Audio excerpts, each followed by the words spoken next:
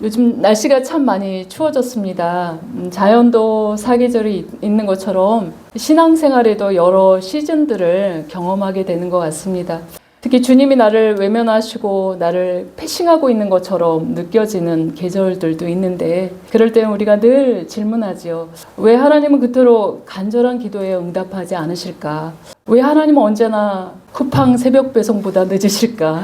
네, 좀 거기에서 시스템을 좀 배우시면 안 될까? 네, 우리 아버지라고 말씀하시면서 왜 부재 중인 아버지 같이 느껴질까? 능력이 있으신 하나님은 정말 맞으실까? 왜 능력은 있으시고 성경에 글로는 적혀져 있는데 내 삶의 실제 상황에서는 그 하나님은 숨어 계실까? 이렇게 하나님을 향한 절대 신앙이 흔들리고 그분의 능력이 의심되는 시즌들을 우리가 신앙생활을 제대로 하고 있다면 그 여정은 반드시 겪게 됩니다. 이러한 답답한 상황이 있는 성도들은 뭐라고 질문합니까? 하나님은 왜 숨어 계시는 것입니까? 이걸 수없이 그 상황에서 질문하고 또 질문하게 됩니다. 특히 성경에 보면 바벨론에서 70년 동안 포로 생활 중에 있었던 이스라엘 백성들이 질문하고 또 질문했던 질문이 바로 하나님은 왜 숨어 계십니까? 라는 질문입니다. 그들은 오래도록 응답하지 않으시는 그 하나님을 향한 신앙이 흔들리고 그분의 능력을 의심할 수밖에 없었습니다. 왜냐하면 당시의 전쟁은 신들의 전쟁으로 여겼기에 자신들이 믿었던 유일신 하나님께서 그 조그만 지역신인 바벨론 신에게 졌기 때문에 그 하나님의 능력이 의심될 수밖에 없는 상황이었습니다. 더더군다나 한 세대가 지나고 다음 세대가 오고 또 다음 세대들이 태어나도 70년 동안 구원의 기미가 전혀 보이지 않는, 그리고 여전히 자신들은 강제의 노역에 시달리는 그런 상황이었습니다. 저와 여러분, 고난이 오를 때 신앙이 뿌리채 흔들리지 않나요? 그분들도 그랬습니다. 그 하나님 나를 버린 건 아닐까? 여호와를 향한 신앙이 뿌리채 흔들리는 그 정점에서 바로 이사야 선지자는 고난당하는 모든 이들의 이런 영원한 질문에 대한 해답을 포로 시대가 되기 전에 이미 예언한 말씀이 오늘 우리가 살펴볼 이 본문입니다. 70년 바벨론 포로 기간 중에 있었던 이스라엘 백성들의 질문은 이사야 40장 27절입니다. 같이 한번 읽어볼까요? 야곱아 어찌하여 내가 말하며 이스라엘아 내가 이르기를 내 길은 여호와께 숨겨졌으며 내 송사는 내 하나님에게서 벗어난다 하느냐. 네, 여기서 야곱아라고 말할 때 야곱은 바로 이스라엘의 12지파 선민 이스라엘을 지칭합니다. 선민 이스라엘 하면 하나님의 선택을 받아 신의 산에서 피로써 언약을 맺은 이스라엘 백성들을 강조할 때 야곱아라고 말씀하고 있는 것입니다. 어떤 언약을 맺었죠? 출애굽기 19장 5절 6절을 보면 세계가 다 내게 속하였나니 너희가 내 말을 잘 듣고 내 언약을 지키면 너희는 모든 민족 중에서 내 소유가 되겠고 너희가 내게 대하여 제사장 나라가 되며 거룩한 백성이 되리라. 너는 이 말을 이스라엘 자손들에게 전할지니라. 네, 이스라엘 백성들, 야곱 후손들은 하나님의 소유가 된다라고 말씀하시는데 여기서 내 소유는 히브리어로 세귤라 해서 그 뜻은 보물, 귀한 재산, 소유물이라는 뜻입니다. 바로 하나님께서 가장 아끼고 사랑하시는 보물, 특별한 존재가 이스라엘이다라고 말씀하고 있는 것입니다. 그렇게 이스라엘 백성들은 하나님의 소유이기 때문에 다른 데 눈을 돌려서는 안 되는 정말 귀한 자들이었습니다. 그래서 그들을 범하는 자들을 뭐라고 말씀하시는지 스가랴 2장 8절에 보면 너희를 범하는 자는 그의 눈동자, 하나님의 눈동자를 범하는 것이다 라고 말할 정도로 그 이스라엘 백성들은 하나님이 특별히 아끼시는 하나님의 눈동자, 하나님의 소유다. 만약에 이스라엘을 건드리는 자 바로 내 눈동자 찌르는 거야. 가만히 두지 않겠어 라고 다짐하시는 하나님의 말씀이십니다. 그런데 하나님 그렇게 기이 여기시는 하나님의 특별한 소유 선민 이스라엘이 말하기를 27절에 아까 뭐라고 말합니까? 내 길은 여호와께 숨겨졌으며 내 송사는 내 하나님에게서 벗어난다라고 탄식하고 있습니다. 왜요? 바벨론 포로에서 사로잡혀 간지 한 해 두 해도 아니고 무려 10년 20년도 아니고 70년 동안 계속되었기 때문에 그렇습니다. 고토로 다시 돌아갈 상황들은 전혀 일도 없이 낌새도 전혀 보이지 않았기 때문에 그들은 단식할 수밖에 없었죠. 그리고 사로잡혀 간 건 그냥 이사 간 거, 이민 간 거 아니었잖아요. 쇠사슬에 묶여서 포로로 끌려갔습니다. 바벨론의 피정복민들이 당하는 이 강제 노역, 인간의 기본권을 박탈당하는 그런 상황이었다는 것을 짐작할 수 있죠. 그 억울한 상황에서 하나님께서는 숨어 계시고 자신들을 위해 최소한의 권리도 보장해 주시지 않고 자신의 그 억울한 송사, 억울한 재판을 대변하시지도 않는 침묵하시는 그 하나님을 탄식하고 있는 것입니다. 세번역 성경으로 27절을 살펴보면 더 강하게 어필이 되는데 그 탄식이 무엇입니까? 불평과 불만의 내용이라고 기록되어 있습니다. 다시 한번 읽어볼까요? 야곱아, 내가 어찌하여 불평하며 이스라엘아, 내가 어찌하여 불만을 토로하느냐? 어찌하여 주님께서는 나의 사정을 모르시고 하나님께서는 나의 정당한 권리를 지켜주시지 않는다 하느냐? 네, 이렇게 불평하고 불만을 토로하고 있는데 여기서 어찌하여 내가 불평하며 어찌하여 불만을 토로하느냐라는 것은 히브리어로 미완료형으로 쓰여졌기 때문에 계속해서 불평하고 계속해서 불만하고 70년 동안 이러고 있는 것입니다. 주님께서는 나의 사정을 모르시고 하나님께서는 나의 정당한 권리를 지켜주지 않는다라고 불평하고 불만하고 계속해서 이러고 있는 그런 이스라엘의 백성들. 이렇게, 근데 그럴 수밖에 없죠. 한 해 두 해도 아니고 70년 동안 그러고 있으니 우리는 지금 70년 산 사람 아무도 없죠. 불과 이 개척교회 섬기면서 몇 년 고생한 거, 또 우리가 사역자로서 시작하면서 고생했던 거, 그전에는 그냥 우리가 먹고 살기 때문에 그냥 그 고생은 당연하다고 여겼지만 내가 하나님 앞에 헌신하기로 결정한 그 순간부터 이 구덩이에 쳐넣으셔서 이 고통을 당하게 하시는 그 하나님에 대해서 계속해서 우리는 불평하고 탄식할 수밖에 없습니다. 그런데 고난이 오래면 우리의 마음이 강팍해져서 돌처럼 굳어진다는 것입니다. 그래서 전에는 정말 은혜 받기 쉬운 부드러운 마음이었는데 지금은 돌처럼 굳어져서 은혜도 못 받고, 왜 하나님이 이 상황에서 숨어 계시는지, 왜 하나님 나의 억울한 일에 대해서 관여하시지 않으시는지 늘 불평이 먼저 튀어나오는 게 우리의 연약함입니다. 우리의 신앙의 여정을 한번 살펴봅시다. 구원받은 하나님의 사람이라면 누구나 예수님과의 그 뜨거운 첫 만남, 첫사랑이 있었을 것입니다. 예수님을 알게 되고 그 십자가의 그 감격과 그 은혜를 경험하는 그 시절들을 추억해보면 달에서 어떤 말씀을 전하든지 그 선포된 그 말씀이 꼭 내 말씀 같고 늘 눈물 흘리며 감격하고, 어떤 말씀을 받아도 그 말씀이 너무나 달고 정말 생각으로 품고 기도하고 간구하는 것을 하나님께서 즉각 응답해 주시고, 와, 하나님이 이렇게까지 나와 친밀하게 가까이 계실 수 있어? 라고 그 하나님 앞에 감격했던 시절, 저도 돌이키면 그 시절을 추억해보면 아주 소소한 바람까지도 응답해 주셨는데, 아직도 기억나는 것은 급하게 어디를 가야 돼서 막 뛰어나오면서 하나님 늦었어요 어떡하죠? 라고 길가로 딱 튀어나오자마자 마치 준비했듯이 택시가 딱 와서 대기하면서 태우고 가는 그런, 와, 이렇게까지 섬세하게 하는 나를 인도하신다니 라고 감사하고, 늘 하루에 몇 시간씩은 무릎을 꿇어 기도해야지라고 그렇게 시간만 나면 무릎을 꿇었던 그런 때가 있었습니다. 그러나 그 얼마간의 첫사랑이 지나고 주님을 더 깊이 알아가면서 하나님께 헌신된 삶을 살아야지라고 작정하고, 하나님 제가 여기 있사오니 저를 써주세요. 하나님 제가 무슨 목회자, 저는 자원병입니다. 자원하는 심정으로 주님 앞에 나올 때 정말 새롭게 알게 되는 충격은 이전과는 너무나 다르게 하나님이 변화된다는 거, 아주 하나님의 얼굴이 다른 분으로 느껴진다는 것입니다. 하나님이 그렇게 멀리만 느껴지고 나하고는 친하지 않은 것처럼 낯설게 느껴지는 시즌이 온다는 것이죠. 그때는 다른 사람을 위해서 중보하는 것은 즉각 응답해 주시는데 내 기도만은 아주 늦게 행동하시는 것처럼 더디고 아주 짜고 배송 오류가 생기고 네, 그런 시즌들이 계속 경험되지요. 그러나 이럴 때일수록 성경을 보며 자신들을 돌아봐라 라고 말씀하십니다. 왜 하나님께서 이런 고난을 허락하셨는지 나를 점검하고 하나님을 뜻을 바로 구해야 할 때가 이 시즌입니다. 왜냐하면 아무나 하나님은 그렇게 다루시지 않기 때문에 그렇습니다. 이스라엘 백성들이 그냥 아무 백성이었습니까?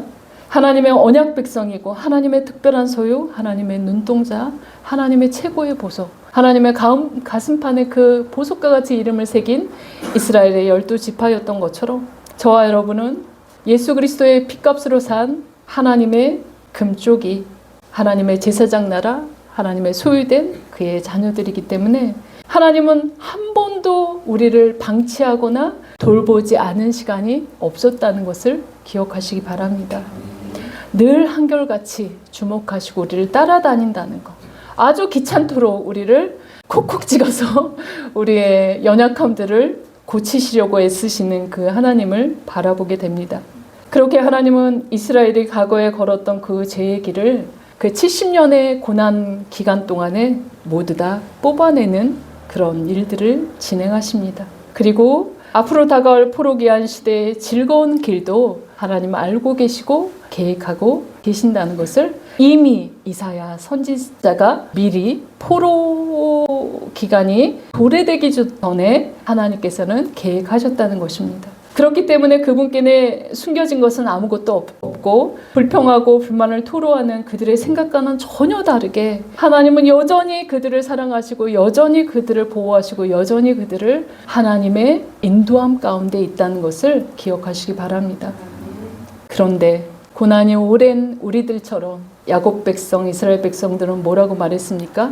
하나님은 왜 우리의 사정을 모르시고 왜 우리와 관련된 옳은 일에 대해서는 신경 쓰지 않으시고 우리의 정당한 권리를 왜 지켜주시지 않으십니까? 라고 계속 불만하고 불평을 토로합니다. 하나님은 우리의 모든 사정을 알고 계시기에 뭐라고 말씀하십니까? 예수님께서 마태복음 6장 31절에 그러므로 염려하여 이르기를 무엇을 먹을까 무엇을 마실까 무엇을 입을까 하지 말라. 이런 것들은 이방인 세상 사람들이 하는 것이야. 너는 아버지가 있잖아. 너는 내 소유거든. 그러니 하늘 아버지께서 이 모든 것을 너에게 있어야 할 것을 알아. 그러니 제발 불평하고 불만하지 말아라 라고 말씀하시죠.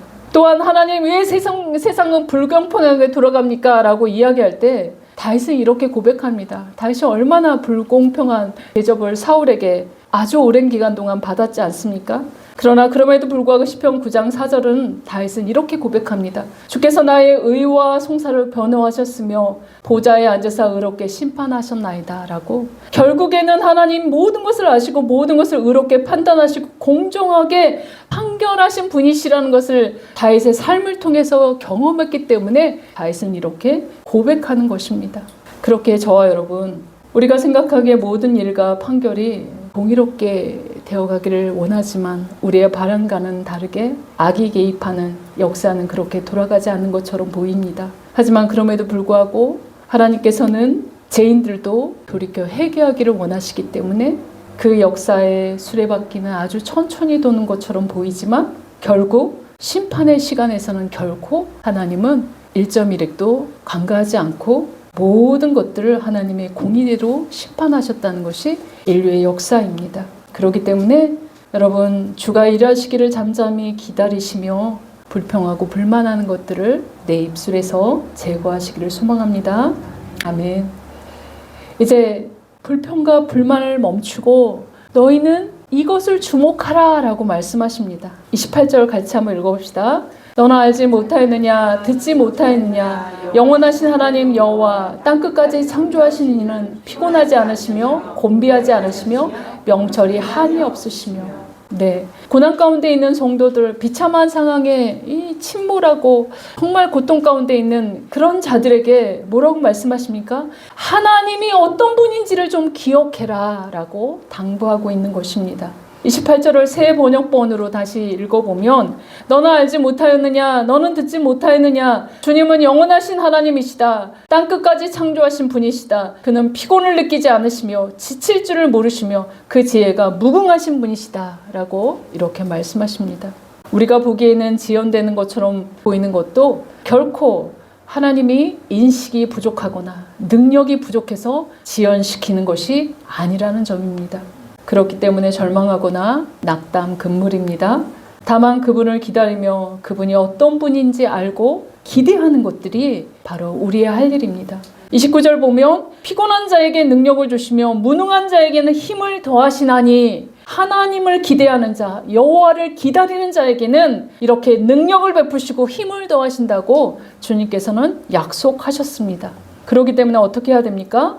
고난 가운데 잠잠히 우리가 엎드리는 것. 다만 하나님의 시간표와 우리의 시간표의 온도 차이 때문에 우리가 쿠팡 배송보다 늦은 것처럼 그렇게 느끼지만, 돌아 앉은 것처럼 느껴지지만, 하나님은 결코 빠르지도 않고 늦지도 않은 정확한 타이밍에 일하신다는 것입니다. 이사야 55장 8절 같이 한번 읽어봅시다. 이는 내 생각이 너희의 생각과 다르며 내 길은 너희의 길과 다름이니라. 여호와의 말씀입니다.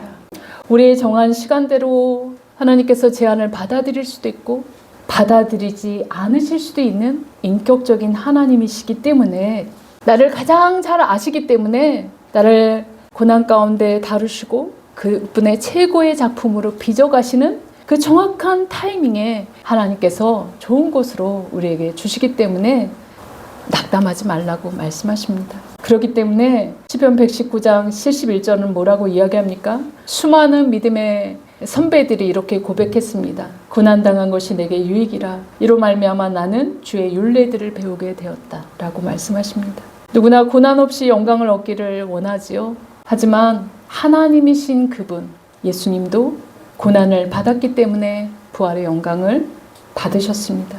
그 자기 십자가를 지고 가는 우리는 당근 고난 가운데 우리가 연단되어지고 또 부활의 영광도 취하게 되는 것입니다.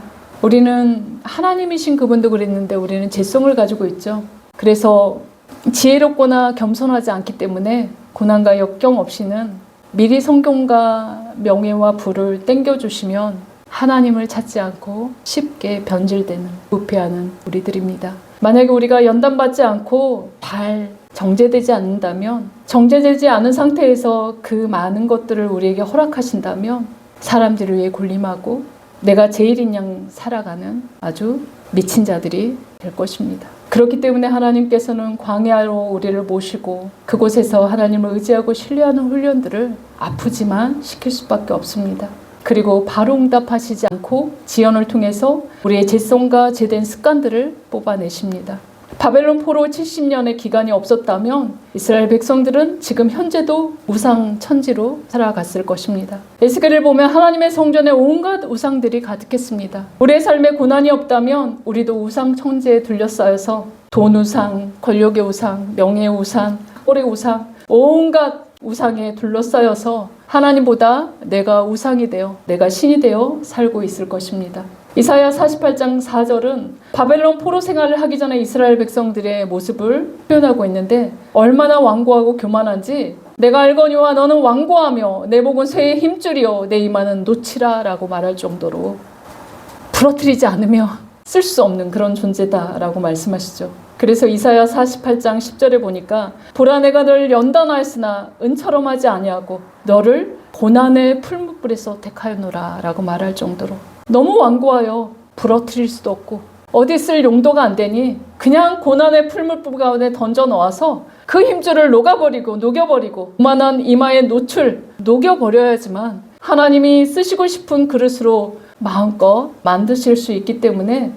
고난 중에 밀어넣었다라고 말씀하고 있습니다. 그렇기 때문에 고난 중에 하나님이 안 계신 것처럼 느껴지는 것은 하나님께서 우리의 사정을 모르시는 것이 아니라 우리의 죄와 우리의 고쳐지지 않는 제약된 태도 때문에 아프시지만 고치셔야 되기 때문에 고통스러워도 하나님께서 계속해서 이것들을 우리를 다루신다는 것을 알 수 있습니다. 그렇게 하나님의 보석, 하나님의 눈동자인 이스라엘을 그렇게 고난의 풀무불에서 70년 동안 다루셨다면 예수님의 피값으로 산 저와 성도 여러분들은 어떻게 다루시겠습니까?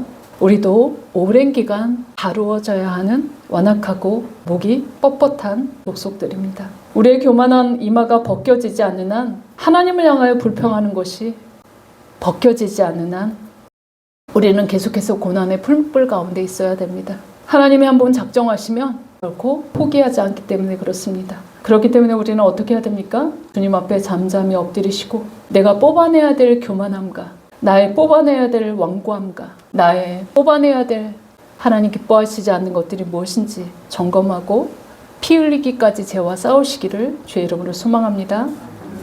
또한 하나님의 그 개입하심을 받는 조건은 이사야 40장 30절에서 31절입니다. 같이 한번 읽어봅시다. 소년이라도 피곤하며 곤비하며 장정이라도 넘어지며 쓰러지되 오직 여호와를 앙망하는 자는 새 힘을 얻으리니 독수리가 날개치며 올라감 같을 것이요 다른 박제라 해도 곤비하지 아니하겠고 걸어가도 피곤하지 아니하리로다. 아멘. 여기서 정말 고난의 풀무불 가운데 나의 제약들을 뽑아내기 위해서 애쓰고 또 하나님 내가 아무리 힘쓰고 애쓴다 해도 나의 고쳐지지 않는 것들이 있죠. 그런 것들은 하나님 도와주세요라고 하나님의 도우심을 간절히 사모할 때 하나님께서 개입하시는데 어떤 자에게 개입하냐면 오직 여호와를 앙망하는 자에게 개입하신다라고 말씀하십니다. 그런데 여기서 앙망한다는 것은 한자어로 우러를 바랄 망으로 우러러 바라본다라는 뜻인데 성경에서 이렇게 앙망한다라고 표현할 때는 새끼 새가 어미 새에게 먹이를 달라고 입을 쫙쫙 벌리면서 기다리는 모습을 앙망한다라고 표현합니다.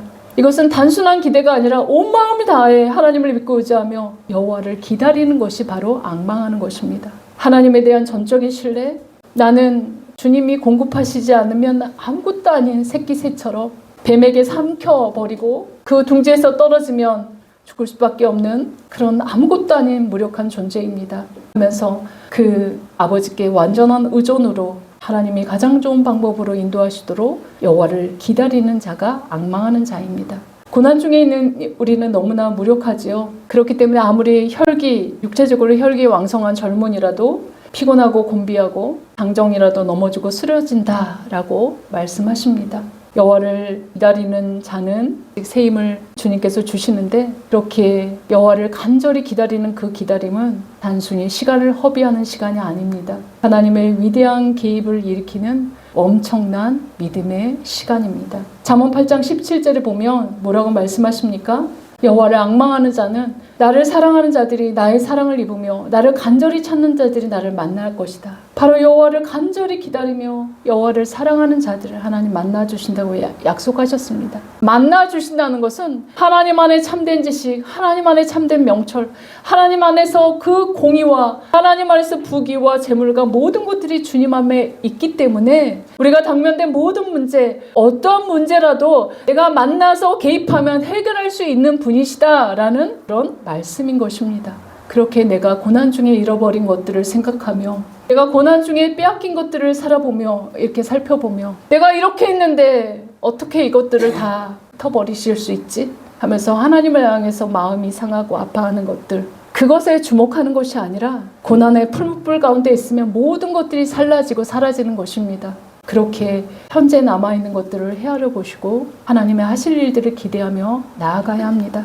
고난 가운데 돈과 친구들을 잃었지만 현재 아내와 자녀들과 가족들이 남아있다면 그것으로 감사할 수 있는 자족하는 마음, 고난 중에 믿는 친구도 배신하고 떠났다면 현재 함께 신앙생활하고 있는 형제자매들이 있다면 그것도 감사할 수 있는 자족하는 마음이고, 몸도 마음도 심히 아프다면 그나마 걸을 수 있는 두 다리, 쓸 수 있는 두 팔이 있다면 그것도 감사하는 마음이 우리의 자족하는 마음입니다. 고난 중에 빼앗긴 것에 주목하는 것이 아니라, 고난 중에 불태워지는 것에 주목하는 것이 아니라 현재 우리 곁에 남아있는 소중한 것들을 돌아보며 다시 일어서야 합니다. 하나님이 모든 것을 지켜보시고 계시기에 다시 새 힘을 주시고 독수리가 날개치며 올라간 같이 창공을 날아 비상할 수 있도록 우리를 회복시키실 수 있는 분은 여호와 하나님이십니다.